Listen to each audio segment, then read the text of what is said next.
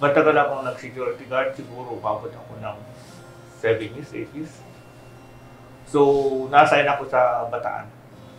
Bataan, sa Samar, Bataan. Paper base code baga.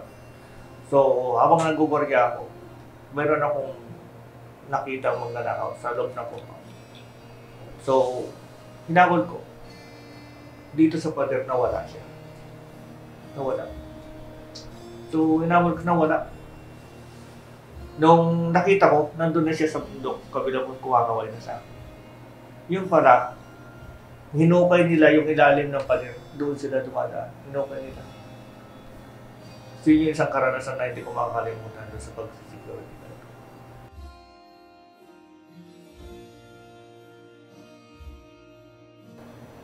Push-up. Araw-araw yung pagkatapos kong maligo, push-up. Yun lang, kahit 50 hanggang 50. Everyday, kung ganyan. Minsan nawawala, minsan pero kailangan mo iba din.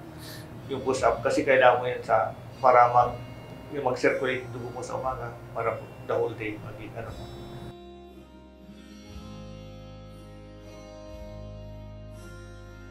Yung sinasabi ko sa sarili ko na huwag ka na masyadong magsalita, huwag ka na masyadong makwento. Pero pag nakaharap ko yung isang tao, ayaw ko kasi ng that moment, yung wala kayong ganyan lang, sa ganyan. Gusto ko kasi lagi ka nagpapalitan ng ideas, yung opinion, di ba? Pero kasi kuminsan, yung sinasabi mo, parang hindi maganda yung dating sa iba. Di ba? So, maganda na lang siguro, tahimik ka na lang, question and answer na lang. Pero sinubukan ko, ang pangit ng buhay.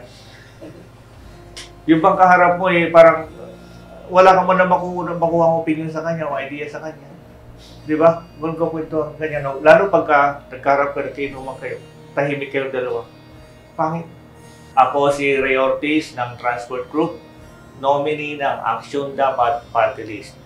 Pinaglalaban namin ang matinong gobyerno tungo sa komportabling buhay ng ordinaryong Pilipino. Number 26 sa bolota, Aksyon Dapat.